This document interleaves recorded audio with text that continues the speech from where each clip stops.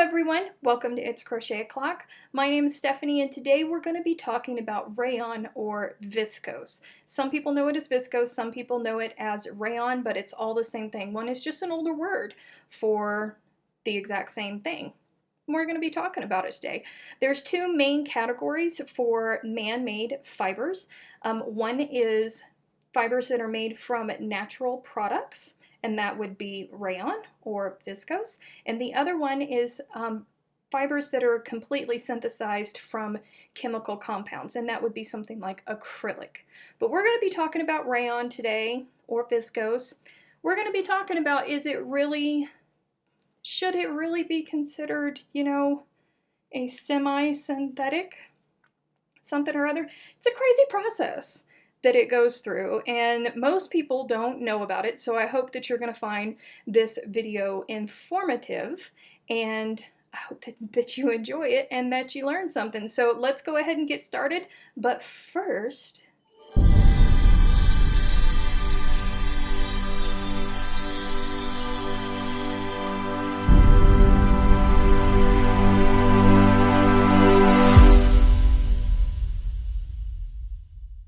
so a real quick history here about rayon. Rayon, a lot of people think that rayon was first invented in the 1890s, and that's not true. That was just when it was finally able to be manufactured in a safe and mass production form. Rayon was actually first manufactured by a Swiss chemist, and his name was Audemars. And what he did was he took mulberry pulp that he had liquefied, and he added all kinds of chemicals to it, and then he took a needle and dipped the needle and pulled it up and dipped the needle and pulled it up and dipped the needle and pulled it up, and because all of the chemical processing that he had done to the mulberry fiber, it turned it into like this thick gel type substance, and each time he pulled up the needle he created a fiber. Great! Guy invented something. It was awesome, and it was comparable to silk, which is what he was trying to reproduce, was silk, but he didn't have a process to make it go quickly or cost effectively. So he kind of fell off to the side. Not many people know about him anymore. And then in 1884, there were two French chemists, but only one, Charbonnet, gets the credit for being the one to introduce and invent artificial silk, which is what we now know as rayon. They went through and they did more chemical processing with plant fibers, and they created it. It was beautiful. It was quite lovely, just like silk, only man-made. But the problem was it was extremely flammable, and they had lots and lots of issues with that. So it wasn't until 1894 when three British chemists decided to get together, and they were the ones who patented a safe and practical method of making artificial silk, which we know as rayon. I know I'm going to keep saying that, but it's okay. So the term rayon wasn't actually used until 1924. Before that, it was artificial silk, and then it was viscose, and then it was mass changed to rayon because that was more marketable. So how is rayon made? That's a process. Do you want to know about it? I don't care. I'm going to tell you anyways because that's what I do. Okay, so the first thing that happens is they decide on the fiber. They choose, from a tree, whether it's cotton lentils, that is fibers that are stuck to seeds when through the ginning process. They're still, it's crazy. That's a whole nother video within itself. But they decide and they turn it into a liquid. They extract the cellulose from it. So the first step is sheets of purified cellulose are steeped in a chemical called sodium hydroxide, otherwise known as caustic soda. So what that does is it starts the process of busting up all of those little atoms that I was telling you about. Yeah, sends them all back, and then it brings them back together. So those sheets are dried for about 2 or 3 days, and then they get transformed into crumbs. And then the crumbs are aged in metal containers for 2 or 3 days. And after they're aged, all of the crumbs get combined and churned with another chemical called liquid carbon disulfide, sorry, which turns it into this bright orange type substance, and it thickens it up. It almost looks like honey, and it kind of feels like honey too whenever they get finished with mixing this process. And then once they get finished mixing it, it ages again for another 4 to 5 days, and then it's ready to be produced into fibers. Now, once we got into after all of that process and we're moving into fiber processing, what happens is that sludge, that thick honey type substance, is pumped through, and it goes through something that looks like a shower head, and it shoots out the fibers. Now, this is where they can determine the size of the fibers. Now, remember, if you're thinking about this like from animal fibers or our hair, it takes a whole bunch of fibers woven together before you actually get to a yarn. So that's what we're processing. But at this point, they can still decide what size the fibers will be when they shoot out. Sometimes they're bigger, sometimes they're smaller. But remember that rayon was it was originally invented to replace silk. So normally the fibers are very, very thin.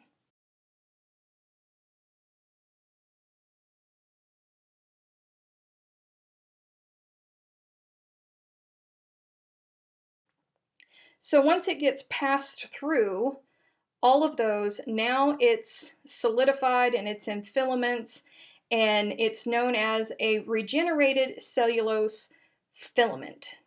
It's not really anything yet. Then we get to the spinning. After all of these filaments get spun, they are soaked in a bath of acid, and they are soaked there for couple hours, couple days, depending on who is doing the manufacturing, and then it heads over to the spinners. And what type of fiber it is that they are trying to create determines what type of spinning they're going to be doing. Sometimes they do pot spinning, sometimes spool spinning, continuous spinning. There's all kinds of different methods, but it goes to its various things, whether it goes to a bobbin or there's really no idea. But eventually, it all gets spun onto wooden rollers or wooden spoons, listen to me, or wooden spools, and then they're washed again, bleached, rinsed, dried, and then wound again onto different spools or cones. It's really a crazy, crazy situation. And then once they're dried and they're cured, they're ready for post-treatment chemicals. And those are various chemicals that are used to lock in the fiber that's been created and help it keep its structure. So, I've been talking about a lot of chemicals and a lot of things that go on. So I know you're going to want to know about the impact that all of these chemicals have on our environment and on the people that are working with them. I'm going to tell you. So it's always been an issue since the very beginning when they started producing this back in the 1890s. The emissions that are sent off from all of these chemicals that are used is really, really, really bad for our environment. Of particular concern is the emission of zinc and hydrogen sulfide that is released into the environment in the factory and then into our water and into our air. So It affects the animals that are around. If they're, local animals to the factories, it affects those animals because long time exposure has been shown to show all kinds of things. The people that work in the factories, it has caused major health problems for the people that work in the factories, but hey, there's a demand for it, so we're going to keep doing it. Now, they have been working on ways to better this. They're not just sitting idle and going, okay, we're just going to destroy our universe. But the problem is it takes a lot of pressure on these fibers to bust them open and then bring them back together and create something that the world has gotten used to. We really have gotten spoiled with rayon and other fibers that are fashioned in this way. So it's hard and practically impossible to just go, whoa, whoa, whoa, you can't do that anymore. That's way too harmful for our environment.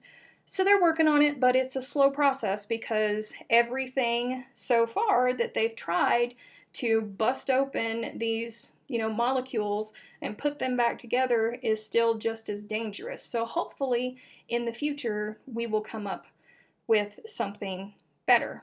Speaking of the future for rayon is really quite bright. We have some brilliant minds out there in the world, and I really think that if some of those brilliant minds actually got together and worked together, they would be able to find a solution for it. Rayon is normally not fashioned into yarn by its little lonesome. It's normally combined with other types of fibers, either natural or synthetic, and the reason that is because rayon's still really not all that reliable. It's not very strong at all. It's not heat resistant, which is why most of the times if you buy clothing that is rayon, you cannot iron it. And if it is rayon and you can iron it, then it's been treated with yet even more chemicals to make it resistant towards that heat. Even constant exposure to sunlight can damage rayon. Water, it sucks up water like nobody's business.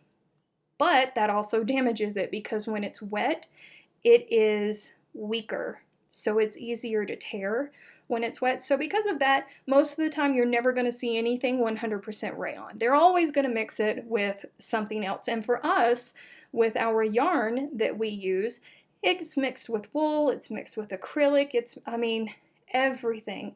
It's mixed with everything. But that's good because, it gives us a little sheen because silk has a lovely sheen to it. So rayon keeps that, or viscose keeps that. And, it's pretty. And when you combine it with other yarns, it gives it that strength. It also shrinks really bad because it sucks up so much moisture. It shrinks really bad. I forgot to mention that. I'm sorry. So we're talking about rayon and viscose and how they are the same thing. Well, how did the words change? Well, it started out as artificial silk. We already spoke about that. Then it was known as viscose. And the reason that it was called viscose is because the slurry that is created when they are doing that first chemical mix of mixing the natural fiber cellulose with their other chemicals, that slurry that is created, that honey-like slurry that is created, that's called viscous. Very similar to viscose, and it's horribly confusing, but that's called viscous. And instead of calling it viscose, they started calling the end product viscose. But then when the Federal Trade Commission got into it, they thought that the name wasn't as marketable, so they started marketing it as rayon. So some people still stick with viscose, some people still stick with rayon, but it's still all the same thing. So now that we've discussed rayon or viscose, let's talk about how it's not a synthetic, but then again, it's not a natural fiber either. It really is kind of crazy because of the process that it goes through.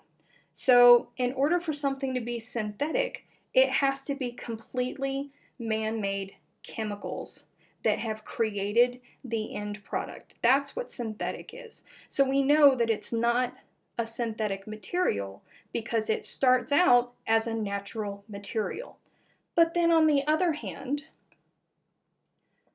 it starts out as a natural material, but the process that it goes through in busting up those molecules and putting them back together completely transforms it from that natural state that it was in into something completely different. So it's not really a natural made item either. So what is it? Something in the middle. I don't have an answer for you. I've spent probably a week trying to find. Some people, everybody's on all kinds of fences depending on what source it is that you go to. It's crazy. I can't find an answer for it. So I've made up my own. And are you ready for it? Aliens. That's it. Just aliens. Rayon is alien fabric or alien fiber. Now that's what I'm sticking with. It's my story and I'm going to stick with it. So I hope you enjoyed this video. If you did, please give it a thumbs up. Make sure that you're subscribing if you haven't already, and I will see you in the next one.